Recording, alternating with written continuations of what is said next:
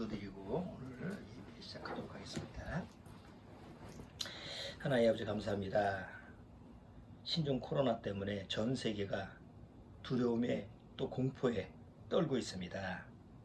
그러나 정작 이 세상에 닥친 그 눈에 보이는, 물론 실제로는 눈에 보이지 않는 바이러스와의 그런 전쟁이지만, 그로 인한 여러 가지 현상들을 사람들은 바라보고 그냥 두렵고 공포감만 젖어 있고, 살아계신 하나님에 대해서는 더더욱 관심이 없는 이런 세태가 지금의 세태인 줄 압니다. 이러한 환난 때에 정말 하늘을 쳐다보고 살아계신 하나님을 바라볼 수 있다면 진정한 피난처를 성경을 통해서, 말씀을 통해서 얻을 수 있는 줄 압니다. 먼저 그리스도 안에서 구원받은 심령은 정말 하나님이 허락하신 그 피난처에 안전하게 보호받고 있는 줄 압니다. 그러나 아직까지 이 사단의 마귀 속에서, 사단의 권세 속에서 종로로 타는 모든 거듭나지 못한 사람들은 정작 피난처가 없는 줄 압니다. 오늘 말씀을 통해서 진정한 피난처가 어디인지, 또 어떻게 그 피난처에 갈 수 있는지 지혜를 주님께서 깨닫게 해주옵소서.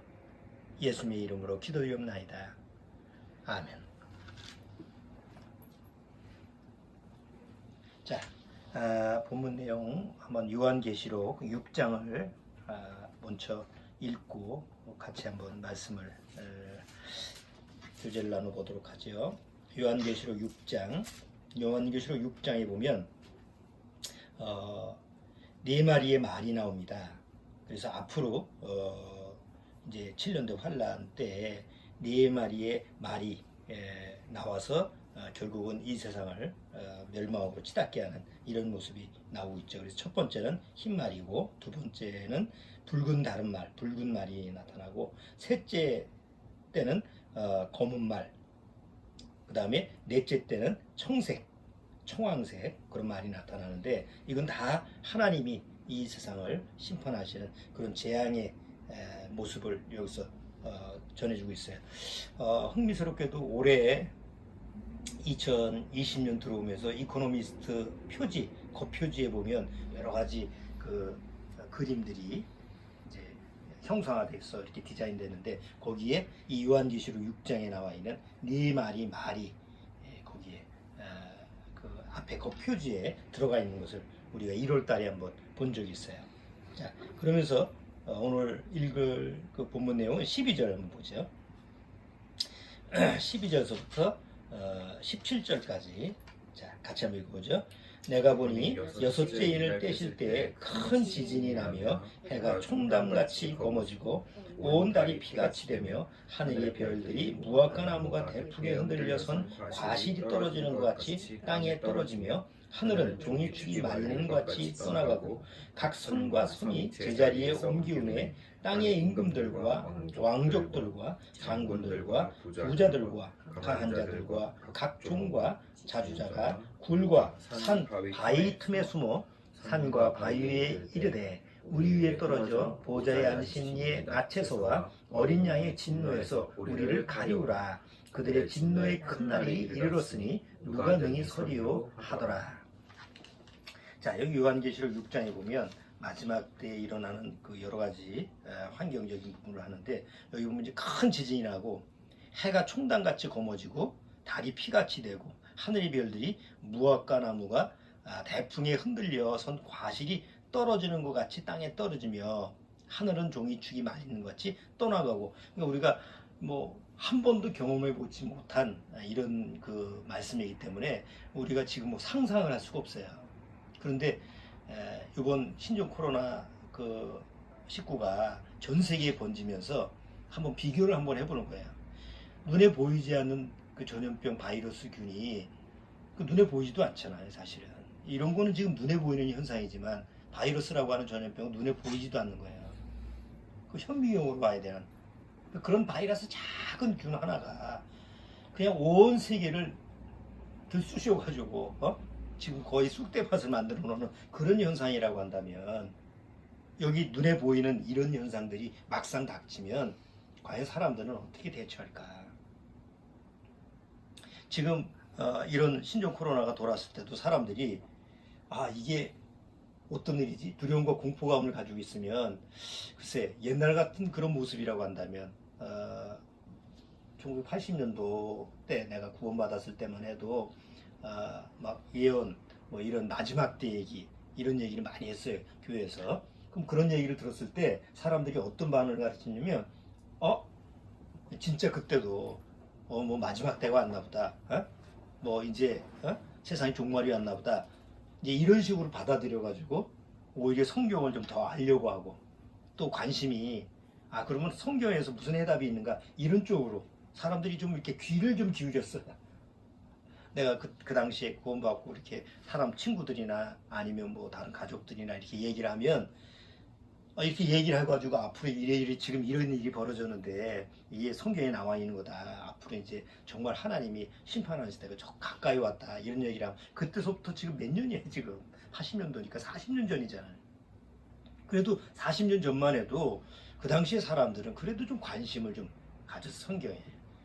근데 지금은 막상 닥친 환경에서 지금 전염병이나 이런 게 닥쳐서 막 사람이 두려움 공포감에 떠는데도 불구하고 정작 하나님에 대해서는 점점 관심이 없고 또 이번 전염병은 오히려 종교적인 부분에 대해서도 종교가 폐쇄를 시키는 종교적으로 폐쇄를 당하는 그런 환경이 된 거예요. 여태까지 그런 일이 없었잖아요. 사람들이 전쟁이 일어났거나 전염병이 일어났거나 지진 뭐 이런 게 일어나면 그 위안을 받으려고 어디를 가요?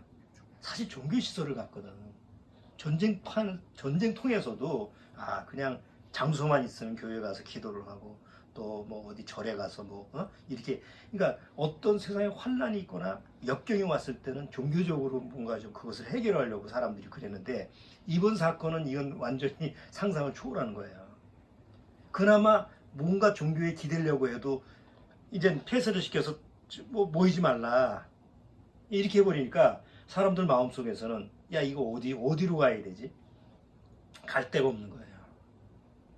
그래서 국가에서 갈 데를 정해준 거예요. 방콕, 집콕 각자 자기 집에서 꼼짝 말고 있어라. 그러니까 사실 국가적으로 전 세계가 다 마찬가지예요. 미국도 그렇고 유럽도 그렇고 외출 금지시키고 통행 금지하고 그 다음에 이제 어디 돌아다니지 못하게 하고 오직 집에만 있게 하니까 그러면 지금 이 우리가 살아가는 이 세상에서 가장 안전한 피난처를 공식적으로 정해놓은 게 어디냐면 자기 집이라는 거예요. 그럼 각자 자기가 그렇게 자기 집에서 집에서 있고 나가지 않으면 물론 전염병에 대한 위험성은 없어지죠. 그럼 거기서 과연 진정한 피난처가 될까? 하나님이 이 세상을 심판하실 때 그럼 내가 내 집에 숨어 있으면 안전하게 보존될까? 그렇지는 않을 거예요. 사람들이 각자 자기 집에 있어도 마음속에서는 두려움과 공포는 안 없어지는 거잖아요. 이제 우리가 요새 많이 듣는 게 이제 팬데믹이라고 하고 있어요. 팬데믹이라는 거 많이 들어봤죠? 세계 대유행이라고 하는 전염병이 이제 세계에 다 번졌어요. 그래서 WHO가 세계 팬데믹 선언을 해가지고 전 세계적으로 전염병이 다 도는 것을 이렇게 경계를 했어요. 그 다음에 그 팬데믹으로 말미암아 모든 산업 전반적인 것이 올스톱됐죠. 금융도 주식시장도 거의 정지가 되고 산업시설도 정비가 되고 공장도 멈추고 그 다음에 가게도 문 닫고 아니 일단 국가에서 어디 돌아다니지 못하게 하고 상점 유흥업 어디 심지어 사람들이 답답해가지고 가까운 해변가에 가서 유럽 같은 데 보면 집안에서만 답답하니까 바닷가에 가려고 하는데도 바닷가도 다 금지시켰어. 그냥 집에만 그러니까 이거 창살 없는 감옥이 돼버린 거예요. 그래서 그것을 요새 셧다운이라고 그러지. 공장도 멈추고 학교도 멈추고 이게 셧다운이라는 게 컴퓨터라고 한다면 그 전원이 끊어진 거잖아. 그러면 올스톱 돼서 가지고 정지가 되는 것처럼 모든 산업 전반에 있는 모든 것이 개인 생활까지도 개인 삶 전체도 완전히 정지가 돼버린 이런 사태가 됐어요. 그리고 결국 각자 자기 집에 가서 그냥 꼼짝 말고 거기서 살아라. 그래서 지금은 졸지에 전 세계적으로 피난처가 공식 지정 피난처가 각 가정의 집이 돼버린 거예요. 그래서 어떤 지역에서는 심한 지역, 중국 같은 우한에서는 집에서 나오면 아예 법적으로 제재를 하잖아요. 그러니까 진짜 자기가 있는 집이 피난처가 아니라 세상에서는 어쩔 수 없이 그 자기가 있는 집이 피난처가 돼버린 거예요. 그러나 그 집을, 자기가 사는 그 집을 피난처라고 생각하는 사람이 과연 몇이나 될까? 야, 나는 우리 집이 피난처야. 나는 우리 집에서 안전하게 보호받고 있어. 그렇게 생각하는 사람이 과연 얼마나 될까? 피난의 집은 얼마나 답답한 장소야. 끔찍한 장소야. 돈 많은 사람들은 지하 벙커를 만들어가지고 뭐 핵폭탄이 터지거나 아니면 뭐 전쟁이 일어나가 이런 문제가 환란이 일어나면 거기 쏙 들어가서 숨는다며. 통조림도 그냥 몇 년치 갖다 놓고. 그런데 바이러스는 안 들어가는 곳이 없잖아. 사람이 사는 곳에서는, 생명체가 있는 곳에서는 안 들어가는 곳이 없는 곳이 바로 세균이잖아. 박테리아 이런 바이러스. 그러니까 사실 숨을 곳이 없어요. 이번 바이러스 전염병이라고 하는 것을 우리가 이제 21세기 와서 경험한 우리 지금 입장에서는 어디 피할 피난처가 없다. 보통 옛날 같으면 이런 환경에서 피난처는 아까 얘기한 것처럼 종교였어요. 그래서 지금 이제 종교적으로도 모이지는 못하지만 이 전염병 문제 때문에 각자 자구책을 마련하죠. 불교에서도 캐톨릭에서도 또 무속 신앙도 각자 자기가 믿는 신한테 좀 어떻게 회복시켜달라고, 전염병을 막아달라고. 그럼 기독교도 예외가 아니죠. 기독교도 예외가 아니고 하나님이 이걸 막아줘야 된다고 이제 기도를 많이 할 거예요. 주일날 나가서. 그러나 성경에서는 이미 하나님이 사람들한테 하나님이 확실한 피난처를 약속을 하고 그걸 정해 주셨죠. 그러니까 그 피난처를 하나님이 안 줬으면 갑자기 이런 일이 생겨서 피난처를 만든 게 아니라 이미 성경을 통해서 하나님이 안전한 피난처를 마련하시고 그 피난처에 가서 숨어라. 내가 보호를 하겠다. 이런 약속이 돼 있다는 거지. 그래서 아까 요한계시록 6장에서 막 세상에서 해가 검어지고 달이 피빛처럼 변하고 하늘에서 별들이 무화과 과실이 떨어지고 이런 재난이 있어도 하나님이 택한 사람은 적절한 피난처에 내가 보호를 하겠다는 게 약속이 돼 있어요. 물론 그 대상은 주로 유대인들이지. 7년대 환란 속에서는 유대인들이 그 보호를 받게 돼 있지. 그 장소에서. 그 장소가 우리 신학자들이 추정했을 때는 저 요르단에 있는 바위로 만들어진 페트라라고 하는 이런 걸로 추측하기도 하는데, 어쨌든 하나님이 적절한 장소에서 하나님이 택한 사람들을 보호하는 그런 약속이 돼 있어요. 그런데 이제 중요한 것은 이러한 상황에서 과연 진짜 피난처가 어디냐? 이제 돈도 아니고 주식도 아니고 금도 아니고 요새는 금까지 다 팔아먹힌다며.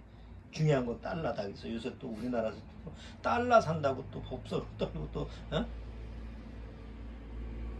자, 과연 이런 상황에서 또 앞으로 또 이거보다 더 큰 문제가 계속 막 파도처럼 밀려올 텐데, 과연 가장 안전한 내 나라고 하는 존재가 보호받을 수 있는 가장 안전한 피난처가 어딜까? 성경에서는 확실한 피난처를 딱 정해놓고 있어요. 둘 중에 하나야. 하나님이 정하신 피난처에 거하든지 거기서 살든지, 그래서 보호를 받든지, 싫으면 죽든지 망하든지. 둘 중에 하나예요. 어렵지가 않아요.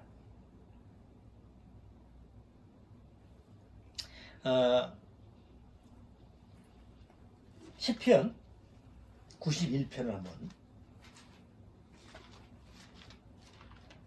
요새 각 교회에서 많이 인용하는 그런 그 내용이 성경 내용이 시편 91편이에요. 왜냐하면 거기에 역병이라는 얘기가 나오거든. 전염병이.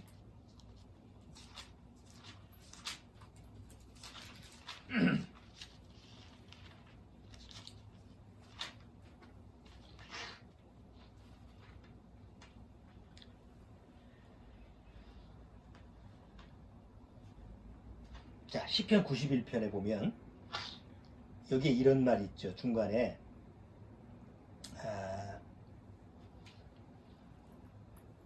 3절 잠깐 볼게요.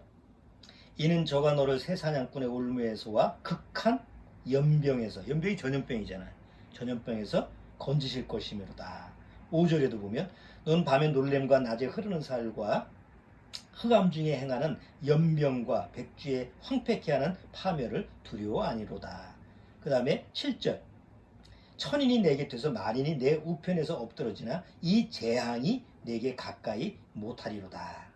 자, 10절에도 보면 화가 내게 미치지 못하며 재앙이 내 장막에 가까이 오지 못하리니 저가 너를 위하여 그 사자들을 명하사 내 모든 길에 너를 지키게 하심이라. 저희가 그 손으로 너를 붙들어 발이 돌에 부딪히지 않게 하리로다. 자, 15절 저가 내게 간구하리니 내가 응답하리라. 저희 환난 때에 내가 저희와 함께하여 저를 건지고 영원롭게 하리라. 여기 보면 하나님이 보호해 주시겠다는 말씀을 계속 여기서 시편 91편에 얘기하는데, 특히 이번에 이제 신종 코로나가 이제 전 세계로 돌리니까 이 전염병이 어떻게 전염병에 대해서 피할 피난처가 어디냐. 아, 시편 91편처럼 바로 하나님이구나라는 걸 이제 여기 성경에 나와 있으니까 인용을 해서 시편 91편을 갖다가 이제 설교를 많이 하는 거예요, 요즘 때.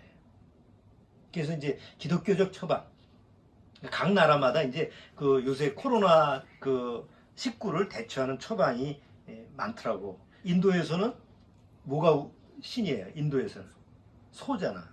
그래서 소 오줌을 받아가지고 뭐 코로나를 예방할 수 있지.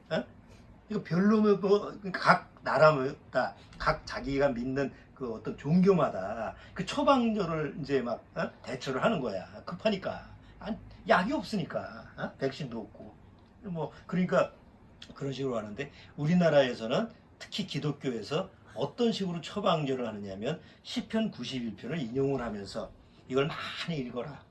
그러면 이제 신종 코로나가 이제 접근한다. 이걸 외워라. 이걸 읽고 묵상을 하고. 그러면 무당이 부적 써가지고 가지고 다니는 거 무슨 차이가 있는지 똑같잖아요. 그러니까 하나님의 말씀을 마치 부적처럼 바이러스가 이걸 가지고 있으면 이런 말씀을 혹시 뭐 어떤 사람은 이걸 복사해가지고 또 주머니에 넣고 다니는 사람이 또 있을지도 몰라. 별 생각을 다 할 테니까. 그러면 이 시편 91편이 과연 그렇게 사용하라고 성경에다가 기록한 거냐. 그리고 왜 목사가 신종 코로나에 걸려서 모이지 말라는 데서 모여가지고 신종 코로나에 걸리고. 왜 그래? 그런 사람은 믿음이 없는 사람인가? 안 걸린 사람은 믿음 있는 사람이고. 말이 안 되는 얘기 앞뒤가. 그러니까 그런 식으로 성경을, 하나님 말씀을 그렇게 받아들이는데, 그게 왜 그러냐면 이게 구원받지 못하면 자기 중심적인 성품, 곧 옛 성품이라고 하는 이런 것이 있기 때문에 성경을 봐도 그 옛 성품으로 보는 거예요. 그럼 옛 성품은 성경을 어떻게 보게 하느냐면 자꾸 자기가 보고 싶은 것만 보게 해요.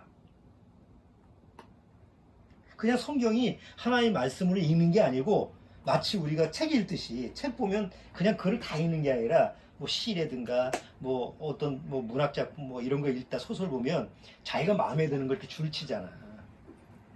그 좀 성경을 봐도 아 이거 마음에 드는데 그러니까 자기가 보고 싶은 것만 보인다는 거예요.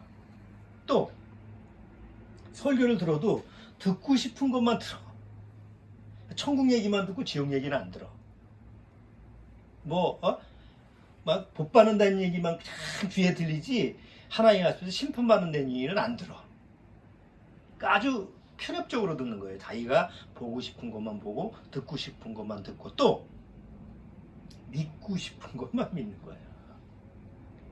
이게 구원받지 못한, 거듭나지 못한 사람의 성경을 대하는 자세예요. 그러면 성경을 어떻게 보는 거예요? 보통 영어에서 understand, 무엇을 깨닫다라고 하는 단어가 understanding이잖아요. 예? 성경에서도 하나님의 말씀을 깨닫는다라는 단어가 understanding이라는 단어도 있는데, under가 뭐예요? 뭐뭐 아래, standing, 서 있어. 그러니까 하나님의 말씀을 깨달으려면 성경 아래에 서 있어서 겸손하게 그 말씀을 내가 받아들여야지, 위에서 내 눈으로 그냥 위에서 아래 깔고 보는 겨. 어? 이게 뭐 성경책이니까. 그리고 내 중심으로 내가 하나님이 돼서 내가 보고 싶은 거 보고, 내가 듣고 싶은 것만 듣고, 내가 또 믿고 싶은 것만 믿으니까 그건 하나님의 말씀을 믿는 게 아니지. 그렇잖아요. 그러니까 그런 식으로 시편 91편을 보니까 그런 아주 어처구니 없는 그런 상황도 벌어지는 거예요. 자, 아까 시편 91편을 내가 잠깐 읽었는데 사람들이 보고 싶은 것만 보고 자기가 읽고 싶은 것만 읽는 거예요. 그러니까 쭉 보다가 어떤 거에 주안점을 뒀냐면 지금 읽은 거야. 아, 이는 저가 너를 세상꾼의 새사냥꾼의 올무에서 극한 연병에서, 연병에서 건지. 요번에 바이러스가 도니까 다른 건 안에 들어와. 그냥 극한 연병만 들어와. 지진이 일어나면 이제 지진만 들어와. 또 뭐 갑자기 무슨 어떤 뭐 어두움이 찾아왔다 그러면 어둠이란 단어만 와. 이게 유괴성품이에요. 자, 그러면서 정작 봐야 될 내용은 안 본 거예요. 뭐냐? 1절 봐요. 지존자의 은밀한 곳에 거하는 자는 전능하신 자의 그늘 아래 거하리로다. 내가 여호와를 가리켜 말하기를 저는 나의 피난처요 나의 요새요 나의 의뢰하는 하나님이라 하리니. 그러면서 3절에 앞에 조건부가 있는 거야. 네가 이러이러한 상태가 되었을 때 뒤에 이런 것이 주어진다라는 얘기지. 앞에 뭐예요? 하나님의 은밀한 곳이 어딜까? 하나님이 은밀한 곳이라는 것은 사단 마귀가 절대 들어갈 수 없는 것, 악이라고 하는 게 들어갈 수 없는 것, 세상 어떤 것도 거기엔 들어갈 수가 없어. 오직 하나님의 허락한 사람만 들어갈 수 있는 게 은밀한 곳이에요. 그러니까 하나님의 은밀한 곳에 거한다라는 것은 사는 거잖아요. 그 안에서 들락달락 하는 게 아니고. 그러니까 거하는 자는 전능하신 자의 그늘 아래 거하리로다. 하나님의 그늘에 이제 사는 사람이다. 또 내가 여호와를 가리켜 말하기를 저는 나의 피난처시요. 나는 돈이 피난처가 아닙니다. 나는 내가 가지고 있는 물질, 내가 가지고 있는 집, 내가 가지고 있는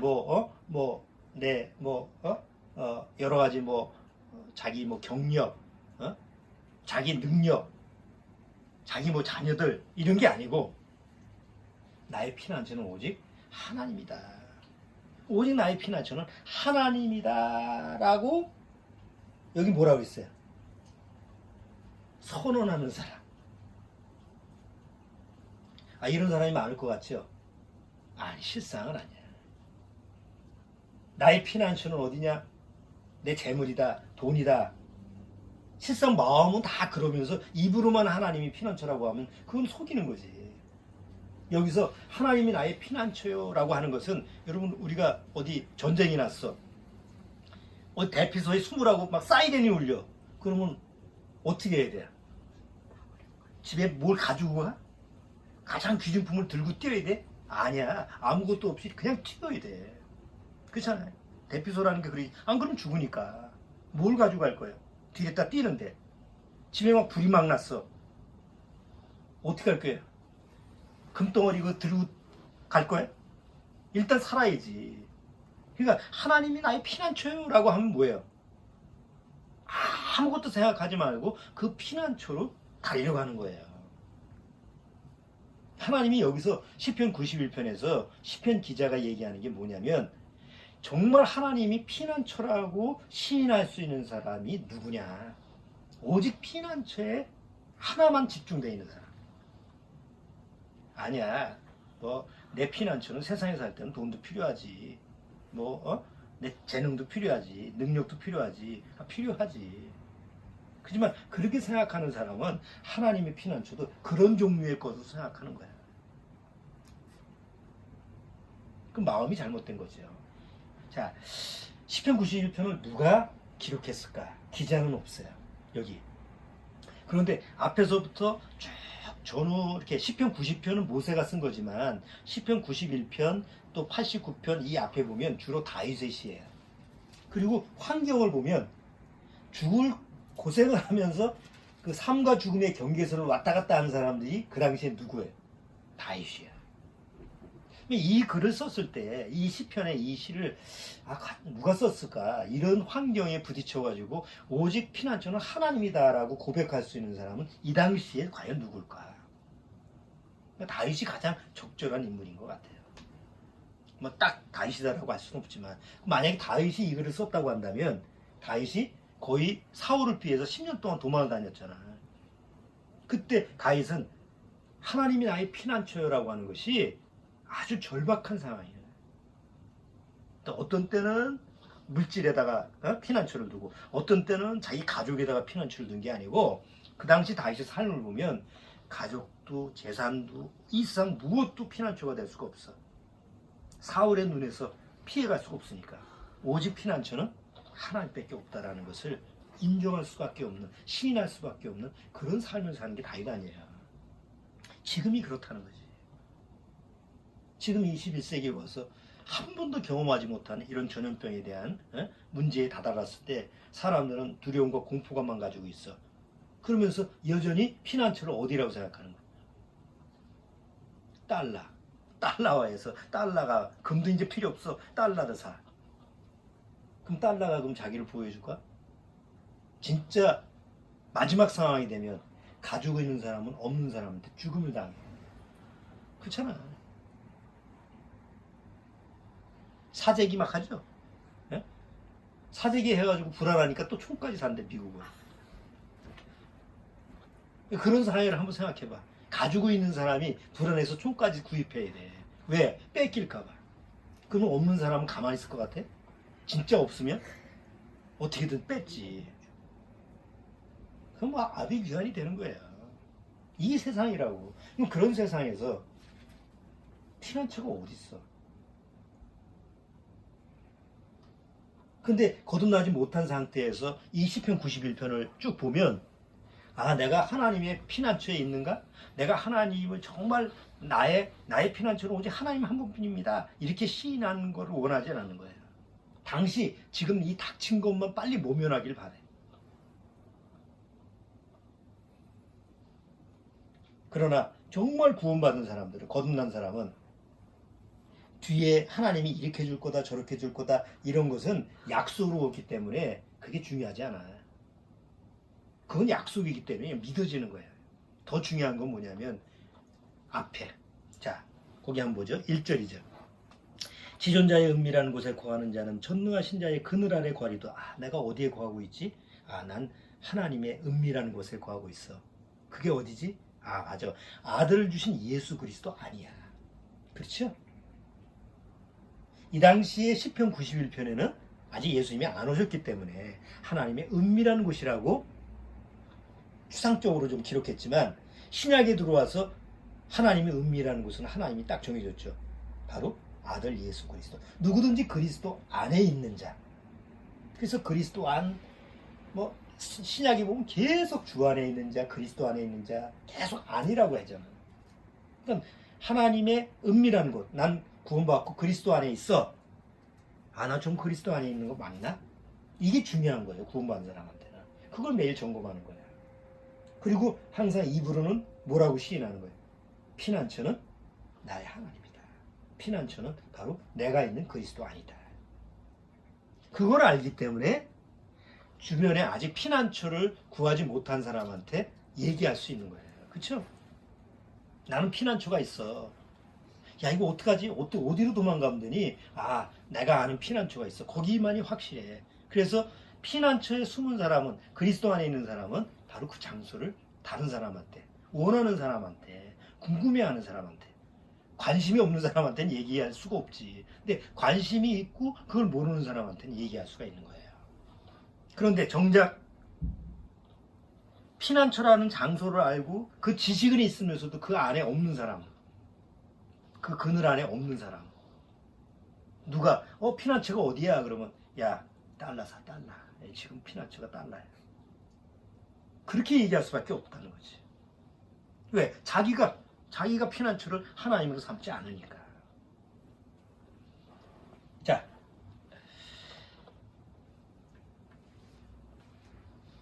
우리나라에서 어떤 교회에서 코로나19를 예방한다고 소금물을 뿌린 사건이 있었죠. 그래서 소금물을 뿌려서 더 감염이 돼가지고 확진자가 나오는 아주 그냥 어처구니 없는 사건이 나타나는데 왜 뿌렸을까? 소금물을 왜 뿌렸을까? 물론 바이러스를 방지하기 위해서 하는 거지. 그럼 한번 생각을 해봐요. 정말 하나님 앞에 믿음에 대한 약속에 대한 그런 확신이 있다고 한다면 두려워할 필요가 없잖아. 뭐 국가가 통제하는 대로 그게 뭐 해로운 게 아니니까 정상적으로 격리 생활을 하고 또 모이지 말라고 그러면 뭐 잠시 모이지 말라고 그러는 거니까 뭐 이렇게 온라인 예배를 이렇게 드려서 그래서 이제 개인 거리 유지하고 소독하고 이러면 뭐 자동으로 안 와. 근데 그런 걸 다 무시하고 하나님 믿는다고 하면서 굳이 자기 방법으로 소금물을 만들어서 그것도 소독제가 아니고 그러니까 그런 사고방식 그런 생각들은 애초서부터 하나님의 말씀하고 관심이 없고 오직 자기 생각. 그러니까 여기서 하나님이 여기 보호해 주신다고 하니까 어떤 목사는 길거리에 나가서 데모하는 목사는 우리는 전능하신 하나님의 능력을 하니까 이렇게 모여도 바이러스가 안 걸립니다 하고 아주 호언장담을 하는 사람 있죠. 과연 그 말이 맞을까? 거기 쫓아다니는 사람은 그 말은 맞다고 생각해. 또 교회에 모인 사람들, 모이지 말라고 하는데 귀엽고 이렇게 모인 사람들은 하나님이 절대전능이 하나님이니까 우리는 코로나 바이러스 안 걸리게 할 거야. 하나님이 막아줄 거야. 이렇게 생각하는 사람이 기독교인 중에 많다는 거지. 왜? 여기서 극한 연병에서 건지실 것입니다. 저가 너를 그 깃으로 덮으시리니 그 날개 아래 피하리로다. 밤의 놀람과 이런 게 있으니까 하나님이 이렇게 해주신다고 약속이 됐지 않느냐. 이렇게 해가지고 성경을 이제 그렇게 받아들이는 거예요. 그러면 한번 이렇게 생각해봐요. 성경에서. 그러면 하나님 믿는 사람은 하나님이 다 그렇게 100% 보호해 주셔야 되잖아.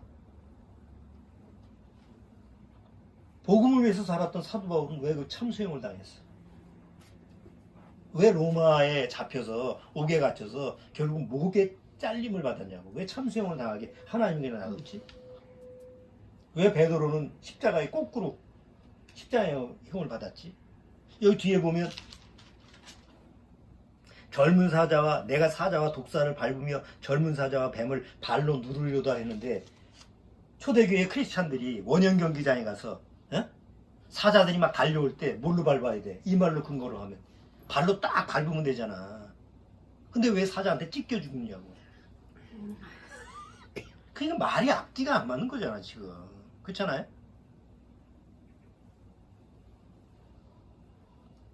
그렇기 때문에 하나님의 말씀을 대할 때 중요한 것은 내가 눈으로 보고 싶은 건 보고 읽고 싶은 건 읽지 말고 또 내가 믿고 싶은 것만 믿지 말고 하나님의 뜻이 의도가 어디 있느냐.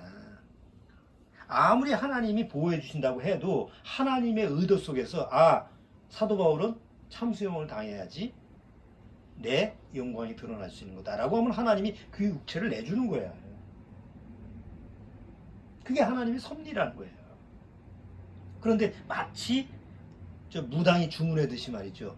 주술을 해서 부적을 하나 써가지고 그거 하나 가지고 있으면 절대 해를 안 당하는 것처럼 성경을 그렇게 곡해하고 적용하는 그런 어리석은 크리스찬들이 너무 많은 거지. 그건 하나의 미신이야. 기독교 미신이지. 자, 이제 결론을 한번 내려보죠. 성경에서 말하는 여호와의 은미라는 것은 어디에? 그야말로 바이러스조차 들어갈 수 없는 곳. 죽음조차도 들어갈 수 없는 것. 육신은 죽여도 영혼은 해할 수가 없는 것이 어디예요? 바로 그리스도 안이에요. 그래서 우리가 그리스도 안에 있는 자는 결코 정죄함이 없다고 그러잖아요. 로마서 8장 1절에. 그리스도 안에 있는 자는 하나님이 결코 정죄함이 없나니 죄와 사망의 법에서 생명의 성령이 법으로 너를 해방시켰다.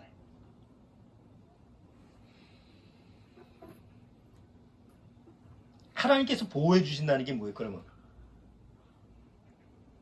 여기 성경에 약속하지 않았냐? 육체를 보호해 주지 않았냐?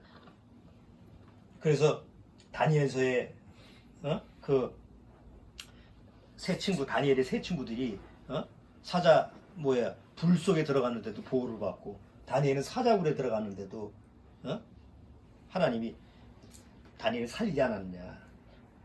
왜 산 사람만 생각하냐고. 죽은 사람도 억수로 많아. 성경에서 믿고 결국 하나님 편에서 세상에서 환난을 당한 사람도 그렇게 많았는데, 왜 그 살아남은 사람 하나님 앞에서 그렇게 육체적으로도 건진받은 사람만 보고 그걸 믿고, 오히려 믿음 때문에 고통을 당하고 환난을 당하고 그렇게 죽은 사람에 대해서는 아예 생각을 안 하냐. 하나님이 이 세상에 썩어질 것을 보호해준다고 한 적이 없어요. 그렇잖아요? 내 돈을 보호해주고 내 집을 보호해주고 그러질 않아. 이 찬송가에 보면 구원받은 사람인데도 집에 불이 나가지고 그것 때문에 오히려 찬송가를 작곡을 한 유명한 사람들이 나오고, 자기 자식이 배를 타고 오다가 파선해서 자식을 몽땅 잃어. 그것 때문에 막 낙담이 되다가 하나님 앞에 다시 회복해서 또 찬송가를 작곡을 한, 그 찬송가에 보면 그게 나와. 그러니까 하나님의 뜻 안에 보면 하나님이 우리를 보호하신다는 약속이 있지만, 하나님의 뜻에 의해서 그 육체를 하나님이 섭리 속에서 사용하시는 경우도 우리 성경을 통해서 보게 되는 거죠. 그런데 하나님이 아주 확실하게 내가 절대적으로 너희를 보호하는 것이 있다. 그게 바로 뭐예요? 영이라는 거예요. 그래서 데살로니가 전서 6장을 보면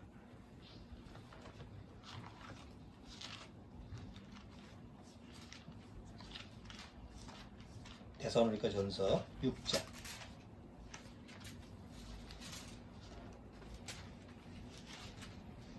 자, 데살로니가 전서 6장 5장 6장은 없지. 5장 23절 데살로니가 전서 5장 23절 평강의 하나님이 친히 너희를 온전히 거룩하게 하시고 또 너희 온 영과 혼과 몸이 우리 주 예수 그리스도의 강림하실 때 흠없게 보존되기를 원하노라. 순서가 돼 있어요. 영과 혼과 몸이 보존되기를 원하노라 하면서 사도 바울이 기도를 하는 거야. 간구를 하는 거야. 근데 이렇게 간구를 했지만 사도 바울조차도 육체에 대해서는 뭐예요? 하나님 앞에서 하나님이 쓰시는 도구로 육체가 사용이 되는 거잖아요. 참수형을 당하고. 근데 사도 바울은 하나님 너무한 거 아닙니까? 약속대로 나를 보호해 주신다고 하면 육체까지 보호해 줘야지, 이러질 않았다는 거지. 오히려 더 영광스럽게 생각했다는 거지. 왜? 하나님이 나를 뭘 보호해 주는 거야? 내 영혼을 보호해 주신다는 약속을 믿었기 때문에. 내가 정말 하나님 앞에 구원받고 나서 영원한 생명이 있고 죄사함을 받고 내가 당장 죽어도 천국 가는 믿음이 있다 할지라도 이 세상, 이 죄악의 세상에 살 때는 교통사고로 죽을 수도 있어. 구원을 받았음에도 불구하고. 바이러스가 지나가다가 바이러스 걸린 사람이 알게 뭐야. 지나다가 걸릴 수도 있지. 그렇잖아요. 사업이 망할 수도 있고 집이 불이 날 수도 있고, 그거는 우리가 세상 살면서 구원을 받든 안 받든 언제든지 닥칠 수 있는 환경이지. 자, 그렇기 때문에 우리는 기본적으로 뭐예요? 조심을 해야 되는 거잖아요. 코로나 바이러스가 오니까 손도 소독하고 그런 게 뭐예요? 미리미리 조심하는 거야. 그게 하나님 앞에서도 합당한 뜻이라고. 난 믿습니다. 절대 안 걸릴 거 믿습니다. 나 손도 안 닦아도 돼요. 마스크 안 해도 돼요. 나는 오직 하나님 믿으니까 하나님이 나를 보호해 줄 거예요. 왜? 하나님이 약속했잖아요. 천사가 나를 보호해 준다고. 땅에 떨어지지 않게 받치지 않겠냐고. 근데 그걸 누가 얘기한 거야? 그 사단 마귀가 예수님을 시험할 때 이 시편 91편을 인용했거든. 시편 90편 성전 꼭대기에 예수님을 데리고 가서 뛰어내리라. 네가 하나님의 아들이거든 뛰어내리라. 시편 91편에 하나님이 약속하지 않았느냐. 천사를 보내서 딸의 발이 땅에 닿지 않게 딱 보호해주겠냐. 보호해주긴다고 하나님이 약속했으니까 뛰어내리라. 그러면 예수님이 팔짝 뛰어내렸어요? 얘는 그럴 수도 있는 거죠 예수님은. 근데 예수님이 뭐라 그래? 주 너의 하나님을 시험하지 말라 하고 해서 마귀를 찌꾸리졌잖아. 그 왜 예수님은 거기서 대다수 기독교인처럼 쫙 그냥 믿음의 어떤 증거를 보이지 않았을까? 그게 하나님의 뜻이 아닌 거예요. 에? 하나님은 질서의 하나님이기 때문에 질서를 어그러뜨리지가 않아. 5층에서 떨어지면 다치든지 죽어. 그건 하나님이 정말 자연의 법칙이야. 에? 거기 천사가 와서 맥없이 떨어지는데 딱 받쳐주는 게 아니라고. 바이러스가 막 균이 오는데 에? 천사가 딱 막아서 침이 안 튀게 하는 게 천사의 일이 아니라고. 그런 걸 그 위험한 그런 여러 가지 요소를 미연에 방지하기 위한 그런 안전장치, 안전한 어떤 내 행동 이런 것은 하나님이 미리 정하신 어떤 법칙 안에 들어가 있는 거지. 그걸 다 갖춰야 될 그런 책임과 의무는 나한테 있는 거라는 거야. 그런데 대다수 거듭나지 못한 크리스찬들은 그 하나님이 주신 성경의 하나님 말씀을 의심이 되니까 못 믿어 하니까 자꾸 시험해 보려고 그러는 거야. 그렇잖아. 모이지 말라는데 쭉 모여서 하나님이 전능하신 하나님의 능력의 하나님을 우리 한번 보여주자. 광화문에 모여서 한번 보여주자. 그게 다 뭐예요? 마귀가 이긴 거하고 똑같아. 그래, 뛰어내리라. 한번 보여주자, 하나님의 능력을. 근데 구원받은 사람은, 정말 거듭난 사람은, 낮에 대낮에 화살이 오는데 거기 일부러 나가질 않는다고. 아니 화살이 쏟아지면 맞으면 죽잖아. 근데 거기 왜 나가? 피해야지. 백주의 화살을 하나님이 피해 주신다고 하니까 한번 그러나 안 그러나 나가보자. 이게 거듭나지 못한 사람의 마음 상태예요. 또 어두움, 역병, 그 다음에 한낮의 황폐함, 또 사자, 독사. 한번 밟아볼까? 그게 의심이잖아. 근데 정말 거듭난 사람은 사자 근처도 안 가고 뱀 근처도 안 가. 밟으려고 하지도 생각을 안 해. 에? 왜? 하나님 말씀이 믿어지니까. 믿어지니까 근처에도 안 가요. 바이러스 19, 코로나19 믿어지니까 미리 방지하는 거야. 아무 생각 없이 하라니까 그렇게 사전에 하지. 내가 하나님의 능력을 믿는 사람이니까 한번 마스크 안 하고 한번 돌아다녀 볼까? 걸리나 안 걸리나? 이런 시험을 할 필요가 없다는 거지. 그러니까 복잡하지 않은 거야.